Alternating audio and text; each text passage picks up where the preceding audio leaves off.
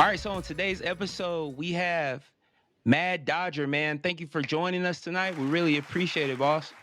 Yeah, no problem. Absolutely. So let's get into it, man. Dodger, tell us your story, man. Tell us a little bit about yourself. How did you get into this world of sports betting? Man, I mean, most people sit here and tell you like, "Oh, my dad used to gamble," or "My grandpa," or my story isn't like that. It's fairly simple. Um, I grew up in Carson, California. Kind of, in the hood, so to speak. Always kind of getting in trouble. And one outlet for me was when I turned 21 to get away from the trouble. It was easy to go to Vegas a lot. So we used to go to Vegas, and I would bet, sports betting, table games, whatever it was, but to kind of keep myself out of trouble, not so to speak financially, but just to stay out of the streets and stuff. I would go to Vegas all the time. So Vegas, like 3 hours away, you want to drive, maybe 45-minute flight, and that's kind of how it started. Now going full swing, the first big bet that I hit Devin Hester to run back the kickoff in the Super Bowl. That was probably like plus 2,400. And at the time I probably had $50 on it, but that exhilaration and that experience, I never looked back. So here I am today. Nice, nice, nice. Awesome. Dope, dope. So, me myself, like I'm not into titles, but I have to ask, do you consider yourself a professional sports bettor? Yeah. And when it comes to sports, so Okay. professional sports better, I wouldn't call myself a professional gambler, because table slots and all that type of stuff. I don't feel you have the same advantage as you do at the sports book. 100%. 100%. I can feel that for sure. Now, what type of handicapper are you? Are you a top down guy or bottom up guy? To be honest, when it comes to me and handicapping, there's no secret. UFC is my best sport. MMA, boxing, even anything that comes to combat sports.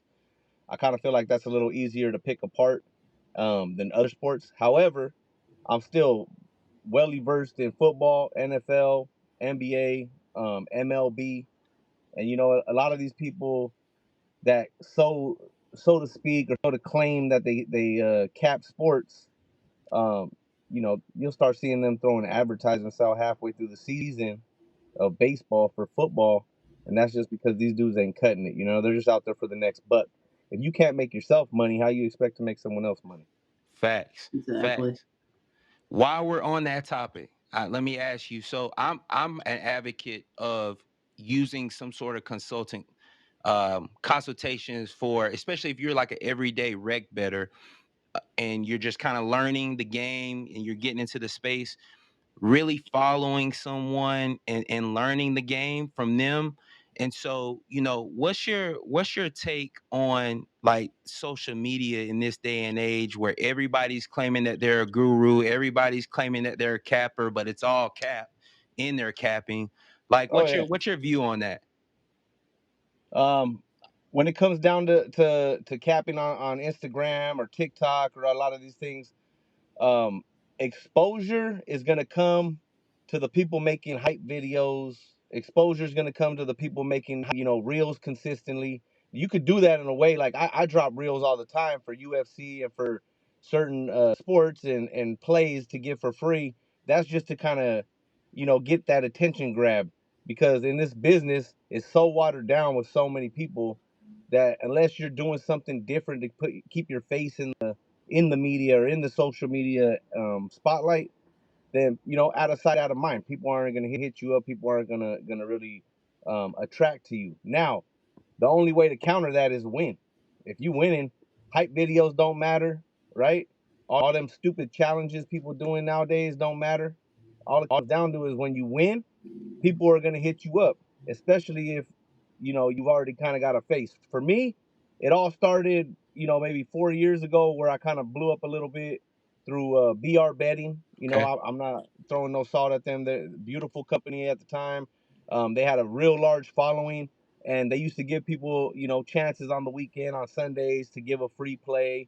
And if you win, you got, 50,000, 100,000 people seeing your play, and then some of them are going to tap in. So that's kind of how I got my exposure. But the way to keep it going and be successful in this business 4 years down the line is you got to win. You know what I mean? If you ain't winning, nobody gives a fuck. Excuse my language. Nah, 100%, man. Well, I'm there with you. And I was looking and I saw that you have your own consulting company, First and Faded Consulting LLC.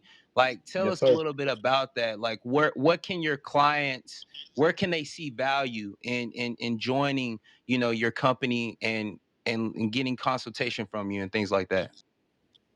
Like I said, I cap multiple sports. UFC by far is my best sport. Now, when it goes to checking results or seeing kind of what I've done or my history, you can look through my Instagram page for the last 4 years, and you'll see nothing. It's not, obviously we're not gonna post losses every single day on a reel. So it stays there forever. But if you look at my story every single day on Instagram, I post my results. So my card, whether I win or I lose, whoever bought my card, they know exactly how we did. I'm not sitting here trying to hide it, and I could sleep good at night knowing that I showed people the work and showed people what we did for the day. A lot of these dudes, they go to bed and then they wake up the next morning and throw an ad up like nothing ever happened the day before, or like they didn't go 1-4. And you can't do that this day and age in this business if you want to be successful. If you want, 90% turnover and new customers every week, then yeah, keep making hype videos and getting new people to see your stuff. That's fine. But as far as customer retention goes in this business, that's far and few. And the few that are able to do that are the ones that are really successful. So I don't need the Bentley, I don't need the mansion, but I got houses, I got money, and I got things to provide for my family at the end of the day. And if that's what you're in it for, you find yourself to be more successful than not. I really respect that, man. You using terms like customer retention. I believe that that's very important when you're talking about running your business professionally. It's all about providing your customers with the experience that makes them want to come back, right? Oh So yeah. definitely And if you're not 100%. winning, they're not coming back. If you're Absolutely. not winning, they will find the next capper that's hot. They will, all it takes is one hype video for them to see and they latch onto a whole nother profile. All it takes is for you to take one day off and they're gone. You got to be consistent in this business and you got to win. If you ain't providing results and you ain't providing a spot for people to, that are in trouble. Some people are gambling every day and they go above their means. And if you're not that go-to guy, on Saturdays, I can promise you, I have a larger amount of people hitting me up on Saturdays, knowing that no matter how bad they did during the week, we have a valid chance at smashing the book in UFC on Saturdays and making up any type of deficit they have. That's why they call me. You get what I mean? Facts. If you want to sit here on videos and say I'm the best UFC capper in the history of UFC capping and this and that only goes so far. The people that come out and provide the results every week, you know, this Saturday we were at UFC 298. I was there live. We probably were in position to be up about 20 units, and that's not putting 4 units on this bed and 5 units on this bed and two on this. That's simply keeping your unit size the same no matter what it is, and betting, risking the same amount on each bet. When it all came down to Volkanovski Topuria on the walkout, we needed over 3.5 rounds and we needed Volk to win, right? Yeah. Not on the same ticket, across the board. So he got knocked out in the second round. We ended up literally down 1 unit on the day. So you get Dang. what I mean? You're in position to be up 20 units, or you're in position to walk away, and you lost a Big Mac meal. Like it's there's a big difference with some of these dudes who are out here claiming the fame Right. and the ones actually providing the results and the ones that could back it up. I can sit here and tell you exactly how the card went wrong. These other dudes can't. They'll sit there, and rant and rave about what they did in the past and we're killing it and we're doing this, but then when come game time, they're not showing up. Can't So speak to it. Facts. yeah, That- in this business, you got to be able to show up. Hype videos only go so far. Challenges only go so far.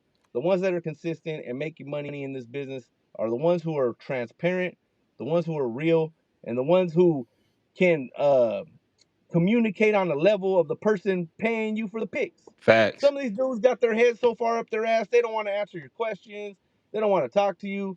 I worked retail for 20 years before I even got into this business. So when it comes to customer service, that's by far, you know, at the forefront. So when you're running your own business, you got to take into account you got all these people that are going to be upset when you lose. You got people that are going to be happy when you lose. You got all types of mixed emotions in this business, and you got to be able to juggle them all. If you can't, then success isn't going to be in that realm for you. I'm a fan, Dodger. You I'm a fan. That's I fucking love that shit. Um, so speaking of winning, man, you're a part of the winners only community, hosted by Greg Ivory. Tell us about that partnership, man, and then like the value that's in a network like that. Yeah, so I mean, Greg Ivory by far, um, dude, one of the most genuine dudes I've met. He's also looked out and tried to help me along the way with certain aspects, and I'm a little rough around the edges at times, and someone like Greg can help smooth those edges out, and the collaboration with him has been nothing but beautiful. You know what I mean? He used to be with BR Betting. He's no longer with them, but he created his own company, and for all the time that he was with BR Betting, that he helped get me exposure. I tell myself I try to help him with the community. Do I win in the community all the time? No. And are we going to get lashback? Of course. But at the end of the day, what we try to do is provide a safe space for people to go in there who don't have to look for someone to pay picks for. You know, you're not going to win every pick in there, but you're going to win more than you lose. And at the end of the day, when you have a community of 3,000 people, and they're consistently being able to go in there every day and see different flavors of free picks, someone UFC, someone in golf, someone in soccer. Like, I don't even look at golf or soccer, you know what I mean? But some of these people do. And some of these people are looking for the next bet, doesn't matter what sport it is. So that's what the community is about. Nice, nice.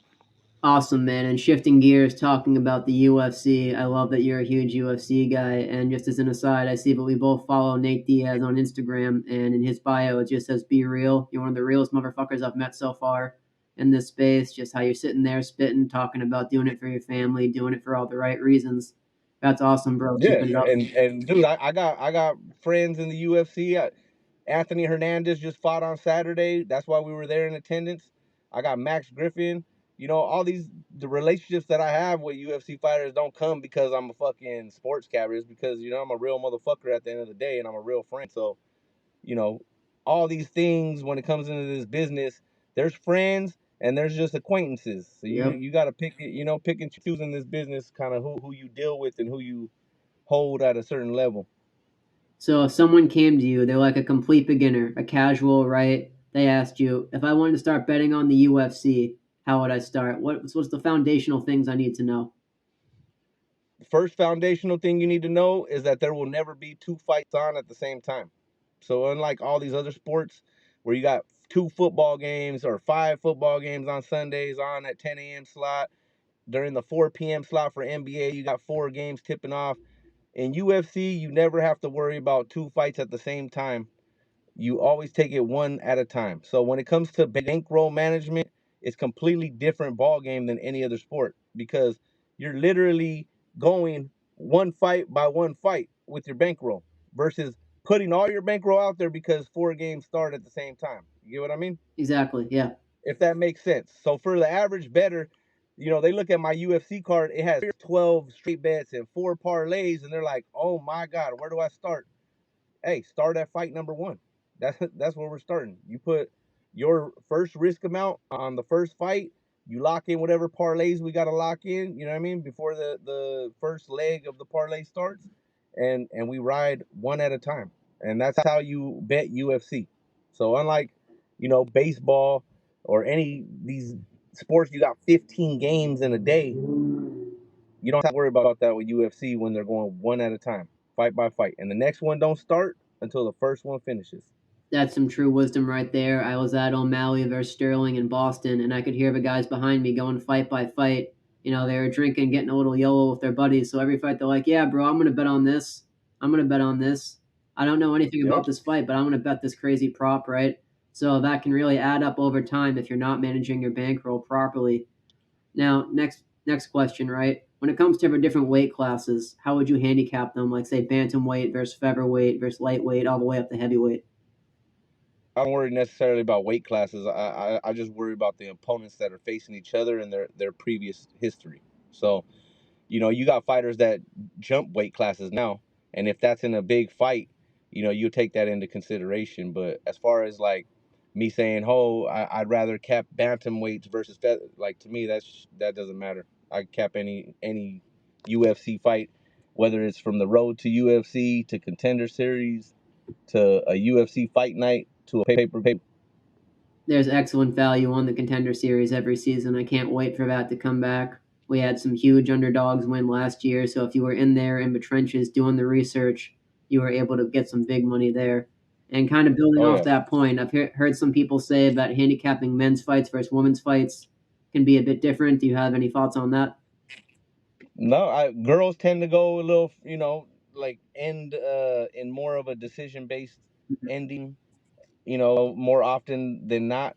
Um, Perfect example, Limos versus Dern. It was like plus 120 for them to go over 2.5 rounds this weekend. Easy one to cap. Like I didn't see either one of them subbing each other.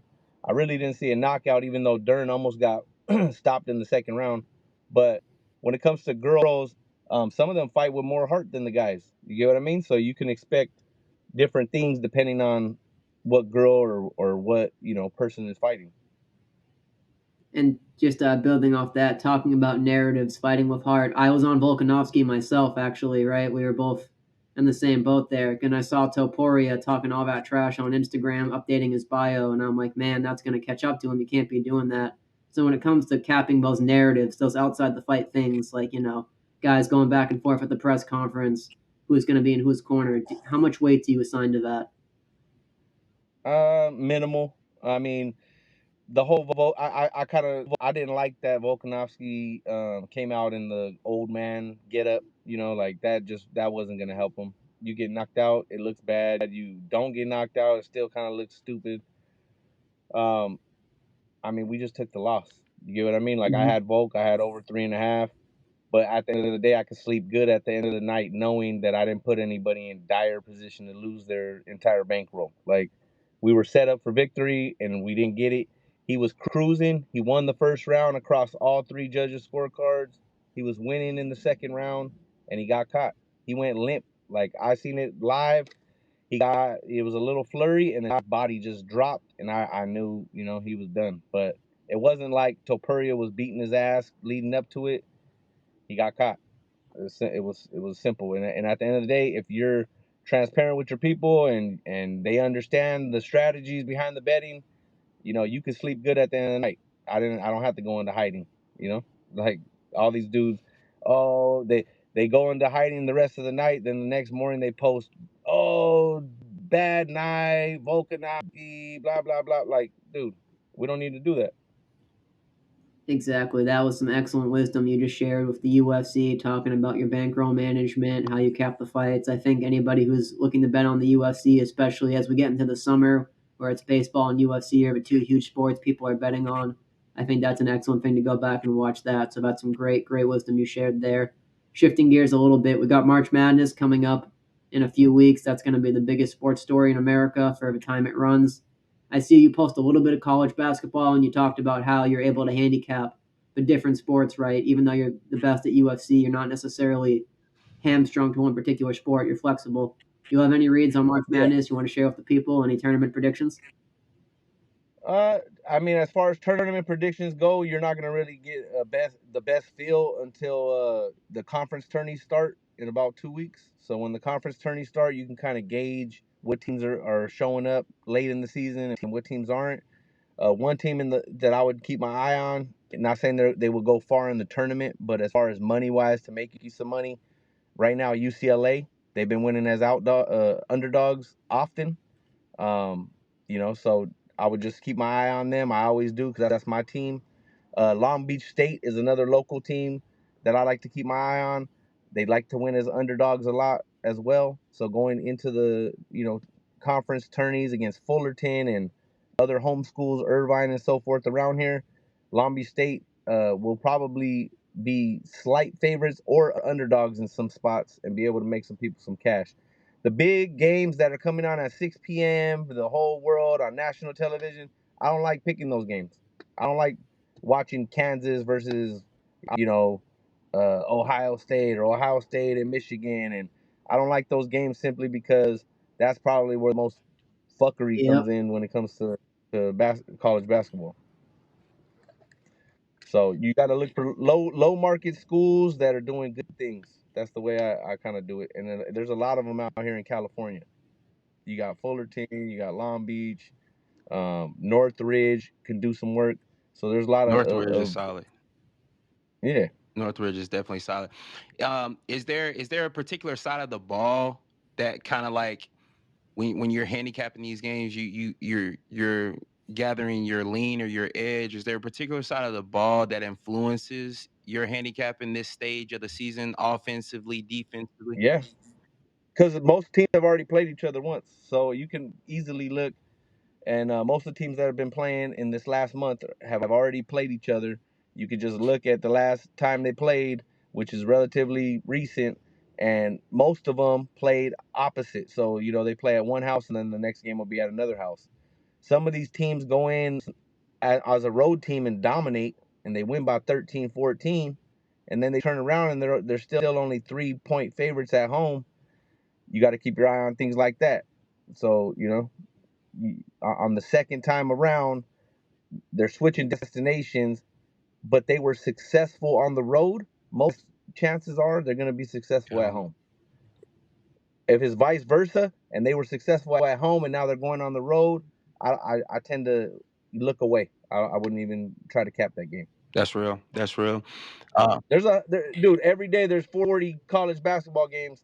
You don't need to sit there and try to cap every single one. You just kind of pick your spots, and then you see trends. Like if you keep your eye on certain teams, I always have my eye on Butler, on DePaul, on Marquette. That's a great conference that a lot of money is good to be made in on totals. So Butler's games, right, recently and previous years have tended to always go under. And this season, Butler's been scoring. They put up 198 with Creighton like 2 weeks ago. Like Butler hitting 3-pointers, being able to get into the key, not playing so much defense, kind of letting the game open up. These type of strategies, if you keep your eye on teams like that over the course of a season, you can pick those spots easily as well. Nice, nice. Um, Switching gears here a little bit, we got baseball season coming up. Guys are in spring training, Yep. pitchers and catchers, they're there. Got some inter squad going on this week. You're a big Dodgers guy, so you guys had a very expensive off season, very expensive. Yep. Do you believe that that's going to translate to the win column and postseason this year? Oh, of course. I mean, we're going to be in the postseason regardless, but I'm not one to bet with heart, so I'm not going to sit here and say put your money on the Dodgers every day or every game. That's just not feasible. What I would say is when it comes to the Dodgers, um, you have to look for value. So, like, I'll give you a perfect example in the NFL world. If you're looking for future Mm-hmm. wise, right? Because the Dodgers bets right now to win the World Series is like plus 450. Mm-hmm. Like, where's the value in Right. that? I can make plus 450 tomorrow.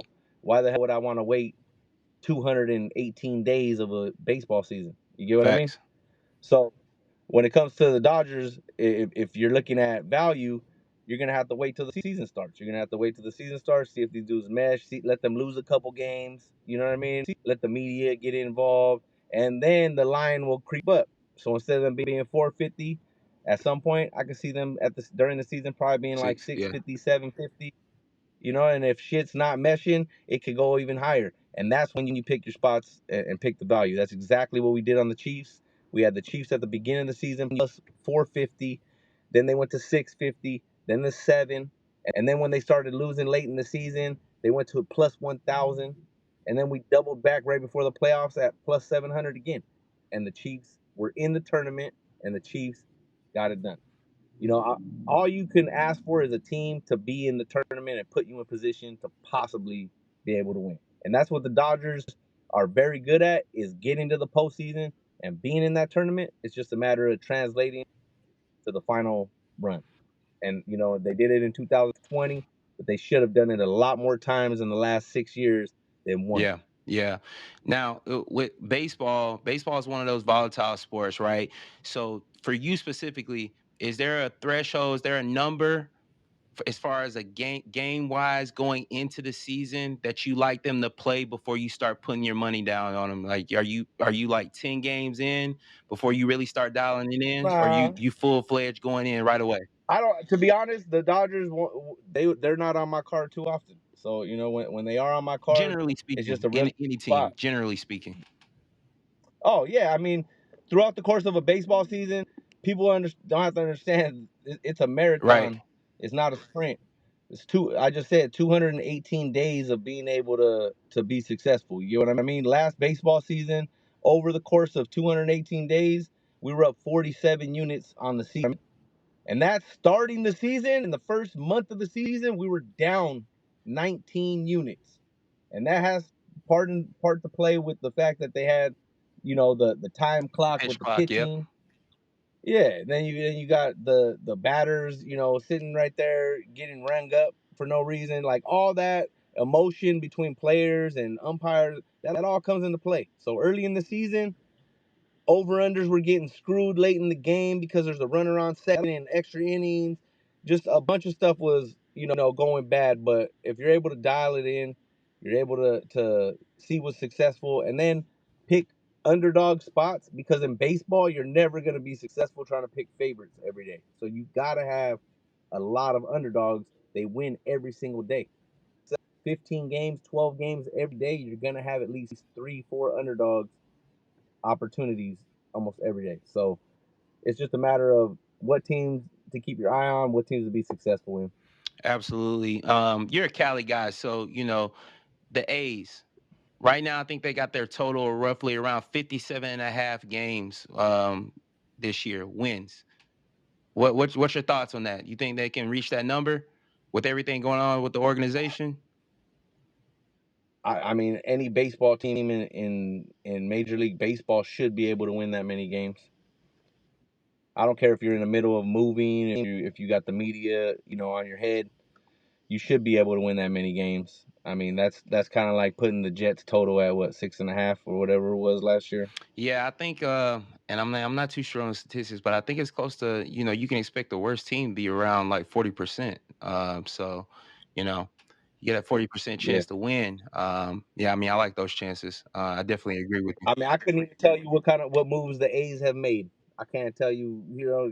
I wouldn't even look at that. Tell the people where they can find you on all your social media platforms. Yeah, at Mad Dodger 23 on Instagram, on TikTok. I'm more heavy on Instagram. I used to be on all of them, but all my business is mainly on Instagram. That's where you reach out to me, DM me, and let's make some money. Facts, facts. Well, we definitely appreciate it, Mad Dodger. Thanks for taking the time out and 100%. getting with us. We gotta do this again, boss. You got me feeling lucky. I'm putting everything on black.